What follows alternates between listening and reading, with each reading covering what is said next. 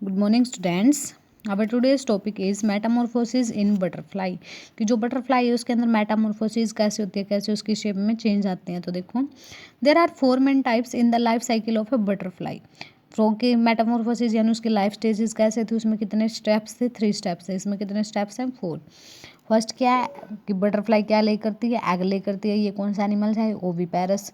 फिर इसके बाद ये किस में चेंज होती है, कैटरपिलर में, कैटरपिलर से प्यूपा में, और उसके बाद एडल्ट बनता है। ठीक है, तो सबसे पहले प्रोसेस क्या रहेगी कि जो बटरफ्लाई वो क्या ले करेगी, एग्स ले करेगी। किसके, अंडर सरफेस ऑफ लीव्स, कि किसी भी लीव्स के अंडर सरफेस पे क्या करती है, एग्स ले करती है। ठीक है, प्लांट्स पे ही मिलते हैं इसके बटरफ्लाई के eggs. The eggs hatch and worm like structure become worm like caterpillar comes out.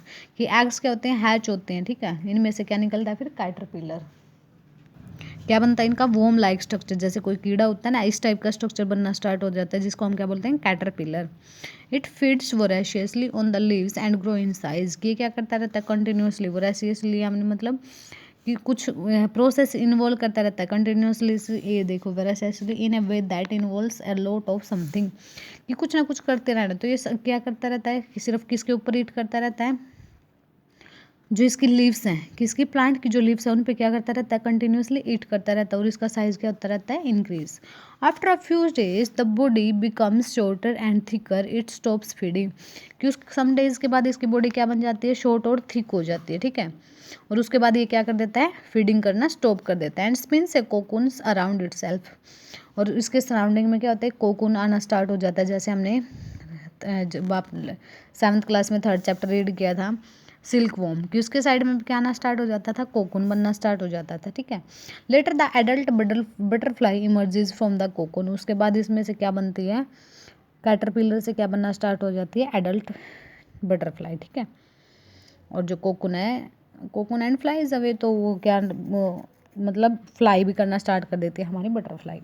तो फर्स्ट देखो क्या हुआ, किसी भी जो लीव्स थी, कोई भी प्लांट की लीव्स थी, उस पर क्या हुआ, एग ले हुए। ठीक है, उसके अंडर सरफेस पे क्या किया इसने, नीचे वाले सरफेस पे क्या करना स्टार्ट किया, एग ले करने स्टार्ट किए। ठीक है, उसके बाद ये एडल्ट जो एग ले थे, उसके बाद ये किस में कन्वर्ट हो गया, कैटरपिलर में। ठीक है, हैग हैच हो गया और किस में कन्वर्ट हो गया, कैटरपिलर में। ठीक है, कैटरपिलर से ये क्या बन गया, प्यूपा। इस टाइप से इसकी स्टेज बनी, कौन सी, प्यूपा। ठीक है, उसके बाद ये क्या हुआ, और इसको बोलते हैं हम क्राइसैलिस स्टेज भी बोलते हैं। उसके बाद ये डायरेक्ट किसमें कन्वर्ट हो जाता है, एडल्ट में। और यहाँ पे क्या करता है, सिर्फ पूरा सिर्फ किसको ईट करता है, इसको, इसका फूड क्या होता है यहाँ पे, लीव्स। ठीक है, लीव्स पे ही ईट करता है। नेक्स्ट है जेंडर इश्यूज एंड माइथ्स। ठीक है, कि जो जेंडर इश्यूज़ की मतलब जो मेल और फीमेल में जो जेंडर इश्यूज़ हो रहे हैं। ठीक है, कि मेल को ज़्यादा सुपीरियर माना जाता था पहले, और फीमेल को कम। ठीक है, मैन वुमेन में, जो गर्ल्स बॉयज़ में, ठीक है, जो हमारे क्या हो रहे हैं, डिफरेंसेस हो रहे हैं। ठीक है, उसके बारे में। एंड माइथ्स यानी फॉल्स बिलीफ, जो हमारे विश्वास बन चुके हैं कि ये ऐसा होता है। ठीक है, उसको, उसके बारे में देखो हम क्या क्या रीड करेंगे कि क्या क्या हो रहा है आजकल के मतलब सोसाइटी में, अब क्या हो रहा है, पहले क्या होता था। ठीक है, तो there are various issues and myths in India over the gender of a child.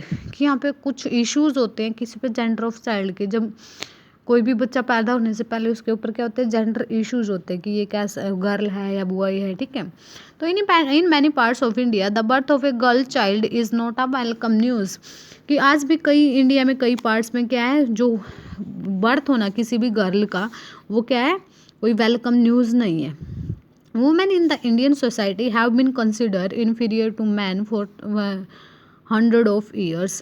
कि किसी भी इंडियन सोसाइटी में जो वुमेन है वो क्या है, इन्फीरियर समझी जाती है। वो मतलब मैन को सुपीरियर समझा जाता है और वुमेन को inferior as compare to man. ठीक है, they have also been perceived as a financial burden. कि मतलब क्या सोचते थे पहले कि अगर लड़की हुई तो क्या एक फाइनेंशियल बर्डन है, कि उसकी शादी करनी पड़ेगी, शादी पे पैसे लगाने पड़ेंगे, पहले ये सोचा जाता था। On which they are born and hence not desirable. तो इसलिए उसके जो मतलब उसका बर्थ है वो डिज़ायर नहीं होती, फैमिली डिज़र्व नहीं करती थी, वो मानते नहीं थे कि मतलब डिज़ायर नहीं होती थी उनकी इच्छा नहीं थी कि हमारी फैमिली में किसी भी गर्ल चाइल्ड का बर्थ हो। सिलेक्टिव अबॉर्शन, उसके बाद क्या करा दिया जाता था, एबॉर्शन भी करा दिया जाता था। रिमूवल अबॉर्शन क्या होता है कि removal of fetus from the uterus. Uterus से क्या फिटस को रिमूव करा दो, किसे, सर्जिकल मेथड से। ठीक है, नेक्स्ट था फीमेल फोर्टिसाइड की पता लगने के बाद क्या करना, अगर पता चल जाए कि यूट्रस में क्या है फीमेल चाइल्ड है तो क्या कर दिया उसको किलिंग ऑफ फीमेल फोइटस, उसको किल करा दो वहीं पे, ठीक है। एंड फीमेल इन्फेंटिसाइड की किलिंग फीमेल इन्फेंट्स की, जब वो मतलब पैदा होने के बाद, ये तो थे किसमें यूट्रस के अंदर ही उनको मतलब सर्जिकल ऑपरेशन से उनको किल कराना। उसके बाद इन्फेंट्स यानी किल मतलब पैदा होने के बाद बच्चे को क्या करा देना, किल करा देना, अगर वो पता चल जाए कि गर्ल चाइल्ड है, ठीक है। तो ये आज भी कई मतलब कई जगह पे हो रहा है। देखो हर जगह की तो सिचुएशन सेम नहीं है, बट हाँ कहीं जहाँ अनएजुकेटेड पर्सन है वो आज भी यही मानते हैं, ठीक है। Most of the times the mother is held responsible for birth of a girl child and is ill treated and harshed for the shame. कि कई जगह क्या सोचते हैं कि जो गर्ल हुई है वो सिर्फ किसकी वजह से हुई है, मदर की वजह से हुई है। बट हमने चैप्टर में लास्ट में भी रीड किया था कि जो सेक्स डिटर्मिनेशन होता है, ठीक है, जो बच्चे का जो सेक्स होता है कि वो मेल है या फीमेल है, गर्ल है या बॉय है, तो वो सब सिर्फ किस पे डिपेंड होता है, फादर पे, नॉट मदर, ठीक है।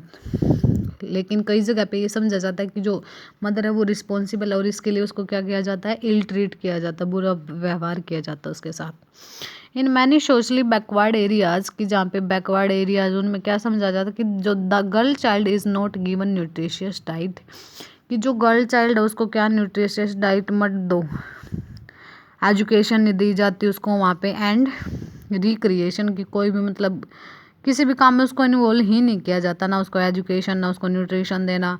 In most families they also do not enjoy property rights in their parental home, कि अपने घर पे वो अगर पापा के घर पे हैं तो वो क्या नहीं कर सकते, अपने घर पे वो जो उनकी पेरेंटल जो प्रॉपर्टी है जो उसके मतलब पेरेंट्स की, उसमें उसका कोई भी इन्वॉल्वमेंट नहीं होता, उसको यूज़ नहीं कर सकते। The laws of India do not permit abortion और सेक्स डिटर्मिनेशन, की जो इंडिया में जो लॉज बनाए गए हैं वो क्या है, कभी भी परमिशन नहीं देते किस चीज़ की, ना तो अबॉर्शन की। अबॉर्शन क्या था कि जो फीमेल अगर आप फोइटस को रिमूव करा दो यूट्रस से तो उस चीज़ की को क्या है, परमिशन नहीं दी जाती। और सेक्स डिटर्मिनेशन यानी यूट्रस के अंदर, ठीक है, यूट्रस के अंदर ही जो बच्चे की सेक्स को डिटरमाइन कराना कि वो गर्ल है या फिर बॉय है, ठीक है, तो ये सारे क्या है, परमिशन नहीं है इन चीज़ों की। बट इट ओकर्स इलीगली, लेकिन आज भी क्या हो रहा है, इलीगली कई जगह पे हो रहा है, in various parts across the country, की कुछ जगह पे क्या पहले ही देखो वैसे अगर मतलब अच्छा डॉक्टर है तो वो कभी नहीं बताएगा कि गर्ल है या बॉय है, लेकिन कई जगह पे क्या है, पैसे के लिए क्या करते हैं लोग बता देते हैं गर्ल है या बॉय है, लेकिन ज़रूरी नहीं है वो मतलब सही है, ठीक है। तो all this can only be removed by educating people, कि जो गर्ल और चाइल्ड में, गर्ल और बॉय में जो मतलब डिफरेंसेस हैं उनको सिर्फ किससे ही ख़त्म किया जा सकता है, पीपल को एजुकेट करा के, and creating awareness among them, और उनके अंदर अवेयरनेस यानी जागरूकता ला के ही, कि girl and boys are the same not different, okay.